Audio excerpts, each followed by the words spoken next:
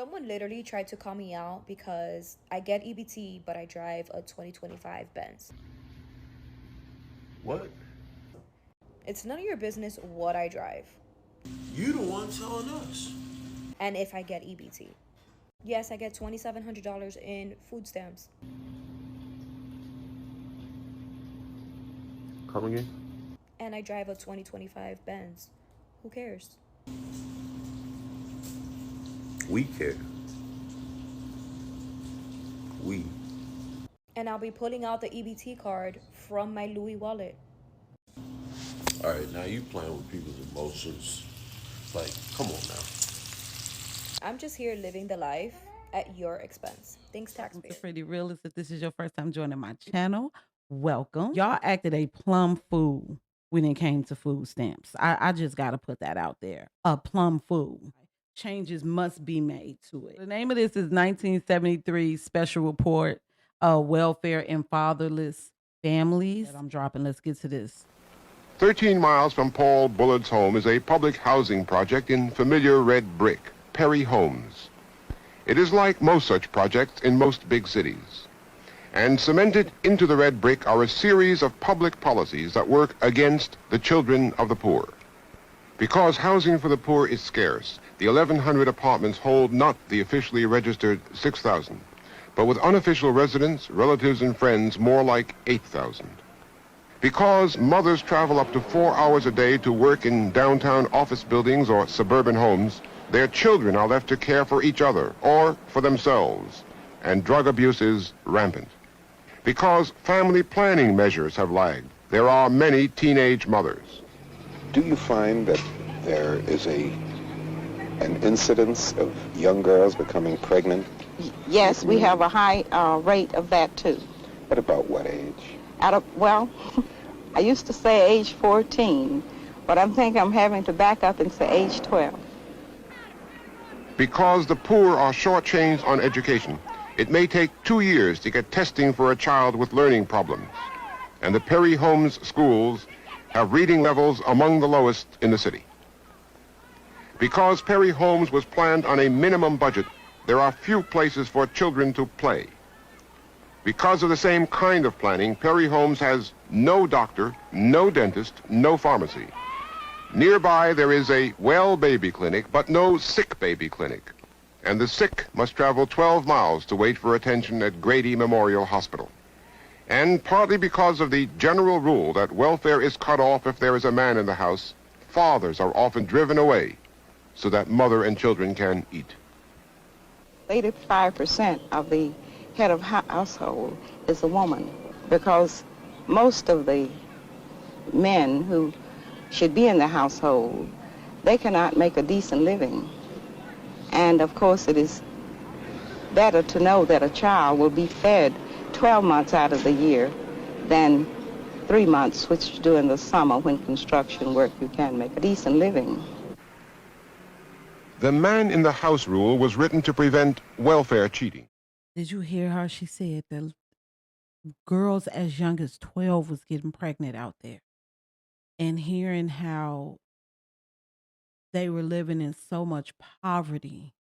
And y'all want to sit here and flex getting these benefits, and y'all living in nice houses now. Got a car. Like, these people were poor. Because a lot of people don't understand, like, there was a time where they wasn't giving as much as people are getting now.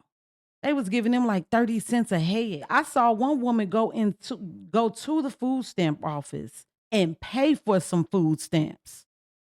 So she would spend like $100 and get like 125 or 150 food stamps.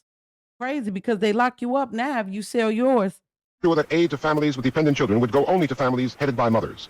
But the effect of the man-in-the-house rule is to create for children an atmosphere of investigation and surveillance. And thus, the welfare system in its operation turns out to be a system to make life harder for children.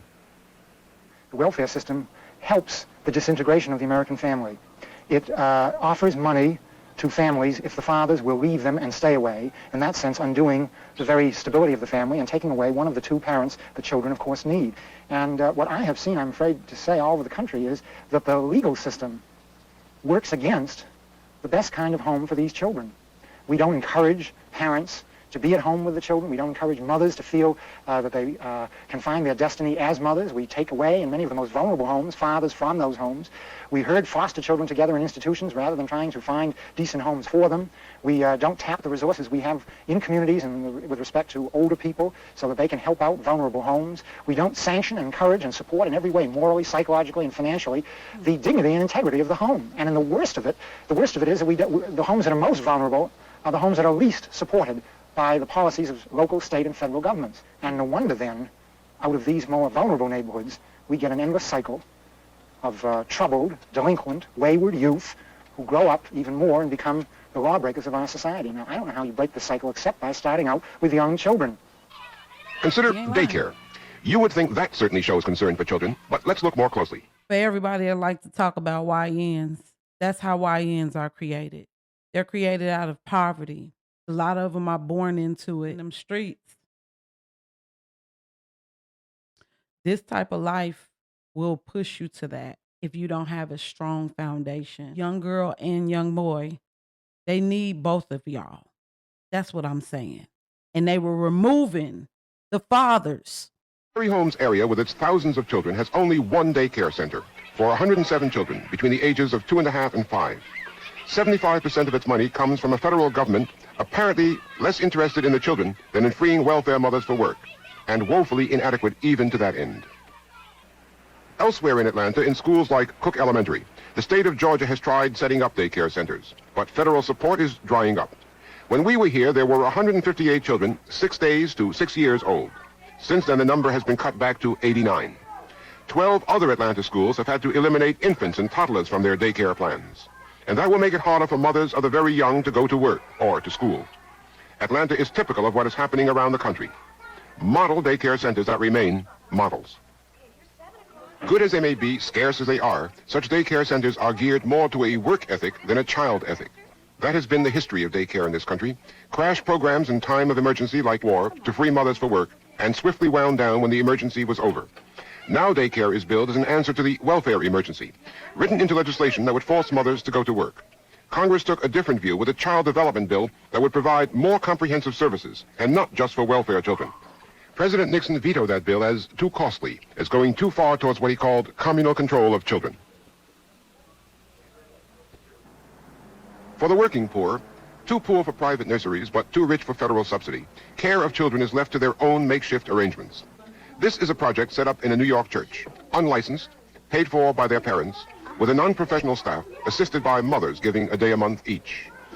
Many unofficial daycare centers are much worse. Child warehousing, the specialists call them, but those we could not film. In these improvised facilities, the children must go down 2 steep flights of stairs to visit the church's only lavatory and for lunch, and up 2 flights again for naps on the church floor. And the parents of these are lucky to have found even this solution to their problem. Fewer than 10% of the children of the nation's working poor are in organized daycare programs of any kind. Fewer than 2% are in programs good enough to be called child development. In Detroit, to meet the growing demand that society ignores, a married couple runs a child care center as a profit-making business. It is the only center in the city that takes infants as young as 6 weeks. It also has an elementary school that keeps children until 6 in the evening. For children, perhaps too long a day away from home. For working parents, helpful to know their children are off the streets. Put her beginning sound. Look at Martita's work. Mrs. Erlene Morris, the director, complains of harassment from state authorities who charge that she has more children than her license permits. But her center is popular in the neighborhood because it serves a need that no one else fills. For one thing, it permits teenage mothers to go to school and to come after school to get their children. How you been doing? Hello, Andy. How you doing? She ate about 11:15 and took a bottle at 2:30. She's due to have her medicine at 4.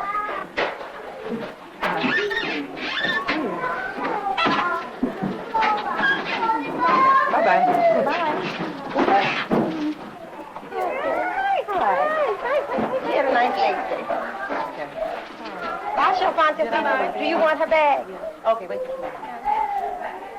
The center boasts that it is the closest thing to mama, but it bypasses the question of whether that is close enough. Dr. Robert Coles. I don't think anything can replace parental care. Nothing in the world is a substitute for the affection and also, I might add, the discipline that children need as young children and older children in the course of growing up. And this is needed all the time by the child, and the child needs a mother and a father. And I think the daycare center, at its best, might be an additional institution which would help out families in such a way that parents could be better parents, rather than be an institution that, in a sense, takes over by default and treats the child as, again, a cipher or a number. That was heavy. Welfare was definitely it was necessary back then. It really was. And I think that one thing that I think a lot of us are looking at when it comes to this shutdown is, damn, why in one of the richest countries in the world, why do we have so many people getting food stamps? Why do we have so many people who are in food deserts? Why do we have so many people who are quote unquote starving? Because literally the day after the food stamps was cut off, people were saying that they were starving. You were starving? You really want to know what starving looks like? People had pantries. Y'all was getting discounts on groceries. They rolled out the red carpet for EBT people. Know how blessed you are to be in this country. If you are liberal and you get food stamps, you need to be grateful for America. You can hate the president. If that's what you want to do, that's what you want to do. That's your choice. But to be disrespectful or allow somebody to disrespect our country, knowing you would never be able to get away with the shit you get away with over here in another country. Ask the people you fighting out here for. That's why they came over here. And we damn near about to lose this country. I can't trust anybody in the government right now. I know too much and still not enough. If you on food stamps right now, make this your last year. Just make it your last year. If you know you've been on it for a while, make it your last year, please. Because these people will cut your shit off whenever they want. I don't agree with this shutdown shit because in the back of my mind, what I'm looking at is who's balancing the checkbook in this bitch. If you enjoyed this, please be sure to click the bell, subscribe to the channel, and yeah, leave a comment down below. Like, what do you think about the shutdown? Me, I felt like it was just a waste of damn time. It was a waste of damn time, and it showed me a lot about politics and how childish politicians are and how everything that they do, no matter what majority of them say, is for their own benefit over the American people's. Yeah.